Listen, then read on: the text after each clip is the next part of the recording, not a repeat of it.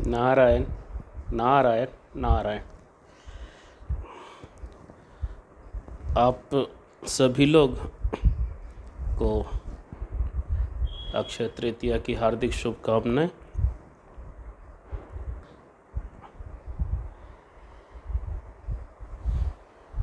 आज एक विषय पे आप लोगों से चर्चा करनी थी। चर्चा का विषय तो कुछ भी नहीं, सिर्फ एक थोड़ी सी जानकारी है जो हम आप लोगों के बीच साझा करना चाह रहे हैं। हम सभी लोग, हमारे समाज के लगभग लोग से कथा सुनते हैं। हम सभी लोग कथाएं सुनते हैं। वैसे तो हम कैसे भी सुने अच्छा है, कथाओं का सुनना अच्छा है।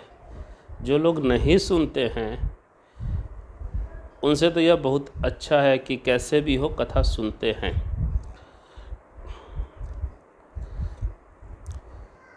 जैसे बिल्कुल न करने से कुछ भी चीज़ें हम करते हैं और गलत ढंग से भी करें तो भी उसे अच्छा माना जाता है। तो जो कौतूहल के लिए यानी कौतुक के लिए करे या मनोरंजन के लिए यह कथा सुनना, ये दूसरी बात होती है। और जब अपने कल्याण की इच्छा से हमारा लोक परलोक और परमार्थ बने और इसके लिए जब हम भगवान की चर्चा जो है वह सुनते हैं तो यह दूसरी बात हो जाती है। इन दोनों में उद्देश्य अलग हो जाते हैं। तो दो बात हो गई, कथा सुनना और जिनकी कथा है उनसे प्रेम होना। हम लोग कथा सुने, एक कर्णिका से सुने और दूसरे से विस्मृत हो जाते हैं। लेकिन जिनकी कथा हम सुने हैं तो उस तत्व के प्रति, उस प्रभु के श्री चरणार बिंदु के प्रति क्या हमारे अंदर वह प्रेम निर्माण हुआ कि नहीं, इसका जो चिंतन की जो प्रक्रिया है वह नहीं कर पाते हैं। देखिए, यह जीवन के जो क्षण हैं यह बीत रहे हैं। जिनसे हम पैदा हुए थे वे भी प्रायः मर चुके हैं। जिनके साथ हम लोग खेलते थे वो बड़े हो गए हैं। अब उनकी कभी कभी याद आती है, नहीं आती है। और अब स्थिति यह है कि अपनी भी अवस्था है कि अब चले गए तब चले गए। जैसे पका हुआ आम कब पेड़ से अलग हो जाए, वह स्थिति आज अधिक लोगों की हो गई है। जैसे कहा गया है कि शिथिल नदी के किनारे का जो पेड़ है, एक लहर जोर से लगे और थै पे गिर कर ढेर हो जाता है। यानी नदी के किनारे जो पेड़ है वो एक न एक दिन जब जोर से लहर आती है तो वह विलीन हो जाता है जल में। तो यह मनुष्य के जीवन की ऐसी ही दशा है। क्षण क्षण में जो हमारी आयु है वह क्षीण हो रही है। और लोग समझते हैं कि हमारे बेटे की जो उम्र वह बड़ी हो रही है, तब बड़ी नहीं हो रही है। वह तो हम जब बड़े होते हैं तो धीरे धीरे मृत्यु के नज़दीक जाते हैं। पल पल हमसे छिनती जा रही है, हमारा जीवन घटता जा रहा है। और उसको 50 और 100 वर्ष जीना है तो हर मिनट में 1 मिनट कम होते जा रहा है। और यह आयु जब क्षीण हो रही है तो संसार में जिनके पास ऊंची कुर्सी है ना, वह सुखी है, यह बात नहीं है। हम लोग समझते हैं ना, कोई बड़ा व्यक्ति है, बड़े पैसे वाले, बड़े पद वाले, वह सुखी हैं। ऐसी बात बिल्कुल नहीं है। जिनके पास धन बहुत है वह सुखी है, सोई बात नहीं है। बल्कि जिनके परिवार में बड़ा है वो सुखी है, यह भी बात नहीं है।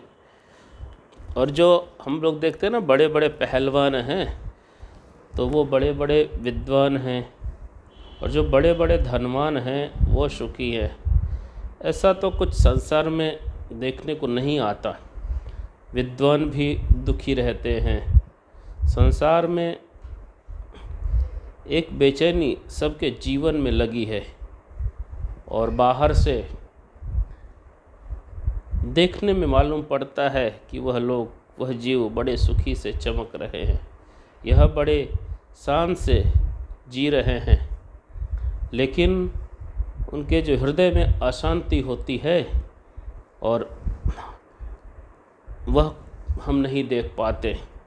से बड़े बड़े राजनेताओं को देखिए, रईसों को देखिए, महात्माओं तक को देखिए, महाराज सेठों को देखिए।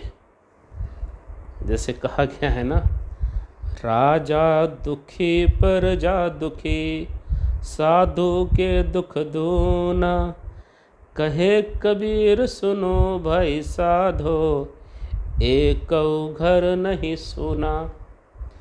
कबीरदास जी कहते हैं, अब कहो हम संसार में सुख शांति ढूंढने के लिए जाएंगे तो भाई यह बात देखो पक्की सब समझना, शांति मिलेगी तो अपने आप दिल से मिलेगी। कहीं बाहर यदि आप ढूंढने का प्रयास करेंगे तो वहाँ शांति नहीं मिलेगी।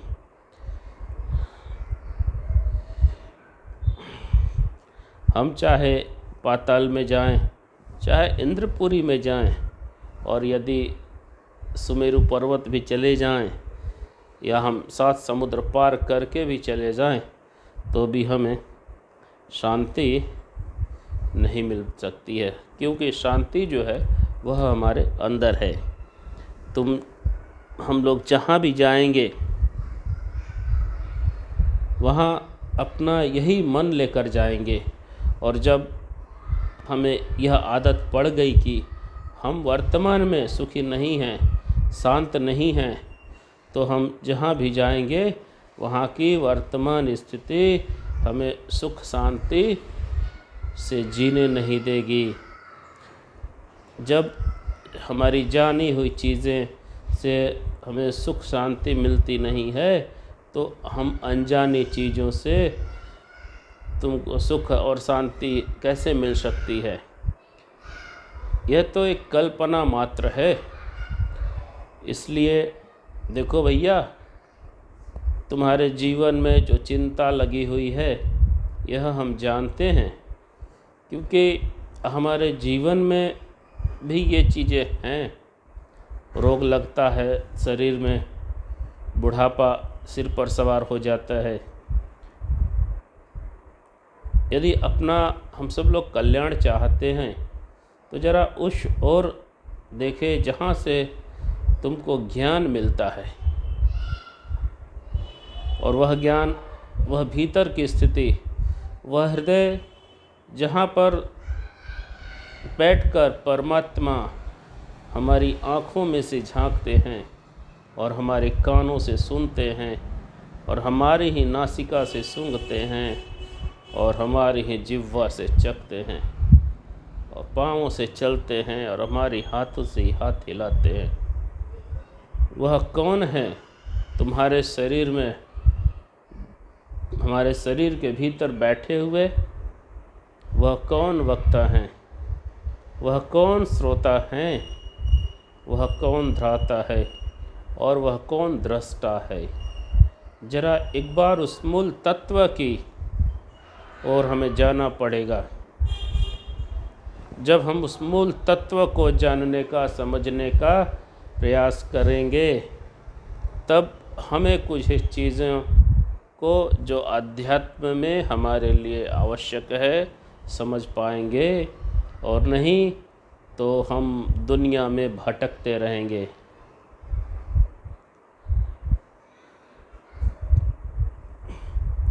जैसे कहते हैं ना कि काहे रे वन ढूंढन जाई। जंगल में सुख होता तो क्या सब जंगली लोग सुख होते, खुश होते? यदि समुद्र में सुख होता तो समुद्र लोग जो है, समुद्र के लोग वो खुश होते। यदि पहाड़ों पर सुख होता तो सारे पहाड़ी भी सुखी होते। और असल में जहाँ सुख है उस ओर हम देखते भी नहीं हैं, वह तो हमारे हृदय में है। और अपने हृदय में जो सुख है, लेकिन हमारा जो मन है वह हमारे हाथों से बाहर है। हम अपने मन को देखने का प्रयास नहीं करते और हमारा मन इधर उधर भटकता रहता है कि वहाँ सुख मिलेगा, वहाँ सुख मिलेगा, वहाँ सुख मिलेगा। बस इसी चाहना में हमारा मन, हमारा हृदय भटक रहा है। और यह जब भटकना बंद होना चाहिए, क्योंकि जीवन में अगर भटकना बंद करना ज़रूरी है। और इसे भटकना को बंद करने के लिए हमें पहले एक सुख की जो मूर्ति है अपने हृदय में लाकर बिठाना पड़ेगा। और अपने में स्थिर नहीं हो सकते और बाहर जाने से सुख मिलेगा नहीं, तो हमें अपने मन को बाहर से भीतर लाना पड़ेगा। और बाहर से जाने से सुख मिलेगा नहीं, तो बाहर से भीतर लाओ और अपने से बाहर न जाओ। जैसे माने संसार में बाहर होवे नहीं, पर अपने सामने होवे। अपने हृदय में जो ऐसी सुख की ज़रूरत है, एक ऐसी शांति की ज़रूरत है जिसका अपरोक्ष हो सके और जो स्वर्ग के समान दूर न हो और घड़े के समान बाहर न हो और आत्मा के समान अपना आपा न हो, इन तीनों से न्यारा बीच में हो, ऐसा बढ़िया हो। तो वह क्या है? उसे कहते हैं भगवान का धाम। क्या कहते हैं? भगवान का धाम।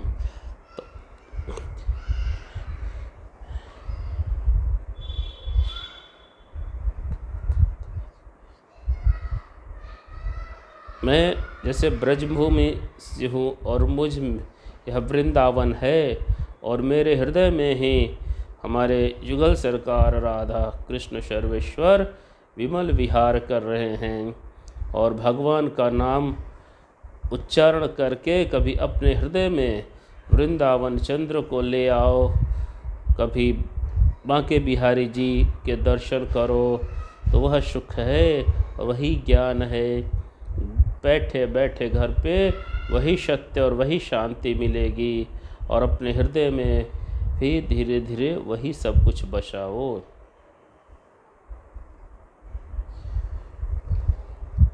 एक तो होना चाहिए कि हृदय में जो वृंदावन की तरह यमुना जी बह रही हैं, हमारे ही हृदय में गिरिराज जी, गोवर्धन जी सिर उठाए खड़े हैं।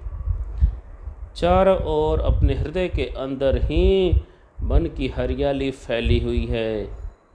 हमारे हृदय में ही गौ माताएं चर रही हैं, ग्वाल बाल खेल रहे हैं और उनके जो पीताम्बरधारी हैं, मुरली मनोहर जो हैं, श्याम सुंदर जो हैं, वो हमारे हृदय में ही बंसी बजा रहे हैं। जो बाहर के सुख को, बाहर के ध्यान को छोड़ कर के हम सभी आप अपने मन को अंतर्मुख कीजिए। इसमें चाहिए कि धाम एक हो और जगह बिल्कुल पक्की हो। अगर वृंदावन में जाएं, वृंदावन का ध्यान करें हृदय में, तो वृंदावन ही हो। अगर अयोध्या धाम, अवध धाम का ध्यान करें तो अयोध्या ही हो, अयोध्या की गलियां ही हो, अयोध्या के रघुपति राम ही हो। और यदि हम अपने हृदय में काशी का ध्यान करें तो काशी ही हो, शिव ही हो। और अपने इष्ट का धाम हो और उस धाम की झांकी हो, यही प्रयास करना चाहिए।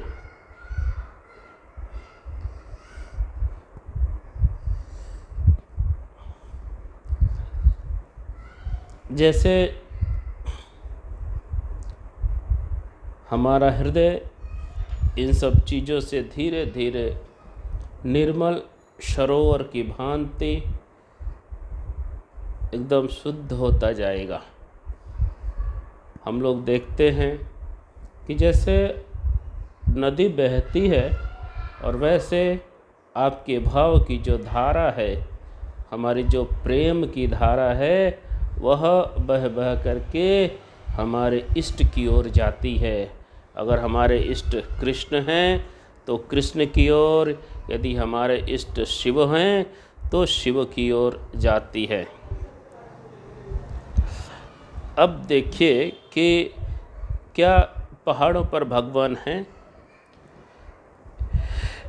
इस सरोवर में जो हम स्नान करते हुए भगवान हैं, इस नदी में तैरते हुए भगवान हैं, इस वन में गैया को चराते हुए भी भगवान हैं। तो वह आपको एक रस देने के लिए, एक स्वाद देने के लिए आए हैं।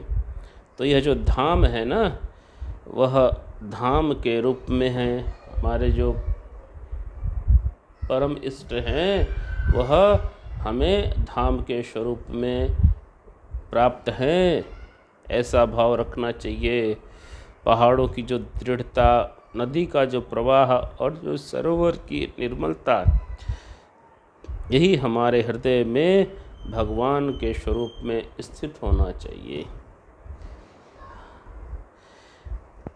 अगर हम धाम देखें और भगवान का वह पीताम्बरधारी, हमारे जो मुरली मनोहर श्याम सुंदर जब रूप देखिए, और उस रूप में देखिए कि आँख उनकी कैसे चल रही है, उनकी भौहें कैसे हिलती हैं, उनके होठ कैसे मुस्कुराते हैं, आँखें कैसे चलती हैं, और शरीर में रोमांच कैसे होता है, और उनकी बांसुरी कैसे बजाते हैं, और ग्वाल बाल के कंधे पर कैसे हृदय रखते हैं, और ग्वाल इनसे कैसे बात करते हैं।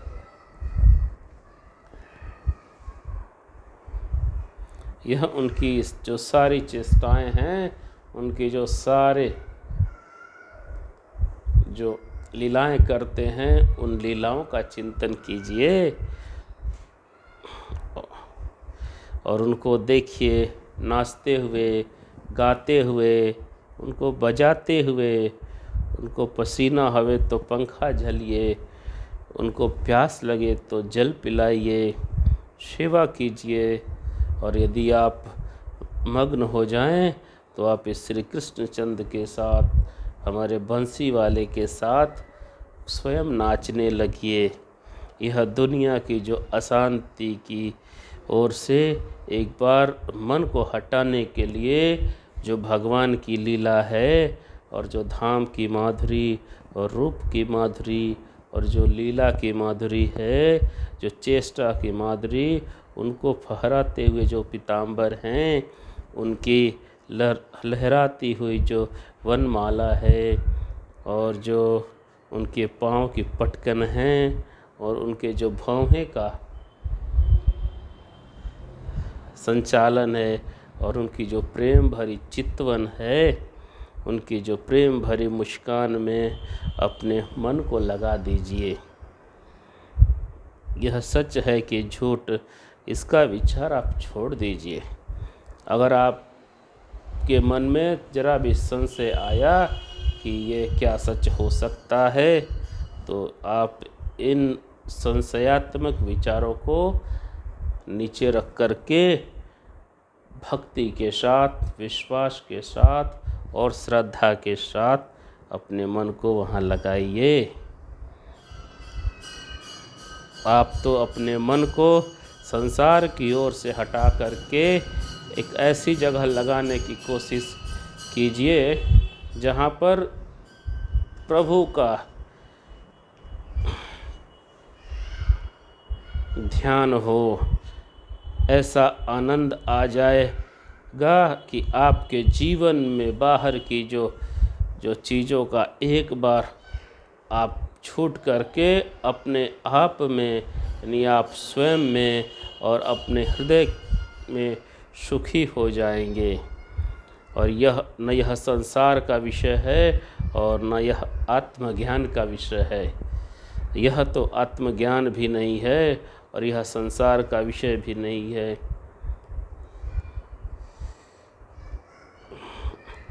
आपके घर में बहुत जगह है, बस ज़रा 1 फुट जगह भगवान के लिए रखिए। तो और नीचे ना हो तो दीवार में टांग दीजिए, चित्र लगा दीजिए। और अपने जीवन में समय ना हो ज़्यादा तो खड़े खड़े स्नान के बाद जब बाल संवारते हैं तो भगवान के सामने खड़े हो जाइए 5 मिनट तक। आपके पास समय ना हो तो और कम, तो वही ज़रा भगवान को दिखा दीजिए कि हम खिला कर खाते हैं। जब आप कुछ भी चढ़े तो भगवान को पवा दीजिए। और यदि आप ज़्यादा न बोल सकते हैं तो थोड़ा सा भगवान का नाम बोल दीजिए। भगवान का नाम का उच्चारण नहीं कर सकते हैं तो जैसे हम अपने बच्चों को बुलाते हैं या जैसे हम अपने पिता से बात करते हैं, उसी प्रकार आप भगवान से अपने मन की बातों को बताइए। अब भगवान के चरणों में अपने दुख को समर्पित कर दीजिए। प्रभु, यह जीवन में हमारे कैसा दुख आया है, इसे सहने की शक्ति प्रदान कीजिए और आपके चरणों में इसका स्थान दीजिए। ऐसे प्रार्थनाओं के साथ जब धीरे धीरे हम अपने मन को भगवान के श्री चरणों में समर्पित करते जाते हैं तो यह हमारे जीवन में एक प्रथम अवस्था आती है कि हम बाहर के संसार से हट कर के भगवान के इस चिंतन से, इस प्रकार के मनन से हमारे अंदर ही एक अलग शांति का अनुभव होता है। हमारे अंदर ही जो ईश्वर स्वरूप विद्यमान है उसको हम धीरे धीरे महसूस करने में सक्षम होते जाते हैं। धीरे धीरे कुछ दिनों तक आप इस तरह से अभ्यास कीजिए।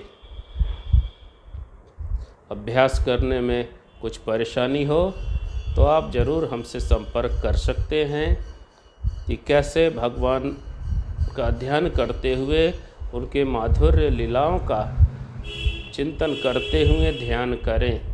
जब भगवान के लीलाओं के साथ हम ध्यान की क्रिया करते हैं तो एक अद्भुत आनंद की प्राप्ति होती है। तो सज्जनों, प्रयास कीजिए अपने हृदय की भक्ति को जागृत करें, क्योंकि जब तक हमारे हृदय में भक्ति का जागरण नहीं होगा तब तक हम ईश्वर की अनुभूति, ईश्वर हमारे अंदर विद्यमान है और जो भगवान की कृपा कैसे प्राप्त होती है इसका हम दर्शन या इसको नहीं समझ पाएंगे। इसलिए आप सभी लोग भक्ति के साथ इस क्रिया को अवश्य करें। आइए कुछ क्षण भगवत नाम का स्मरण कर लें और फिर आज का जो प्रवचन है इसे विश्राम देंगे। श्री कृष्ण गोविंद हरे मुरारे, हे नाथ नारायण वासुदेवा। श्री कृष्ण गोविंद हरे मुरारी, हे नाथ नारायण वासुदेवा। श्री कृष्ण गोविंद हरे मुरारे, हे नाथ नारायण वासुदेवा। श्री कृष्ण गोविंद हरे मुरारे, हे नाथ नारायण वासुदेवा। श्री कृष्ण गोविंद हरे मुरारे, हे नाथ नारायण वासुदेवा।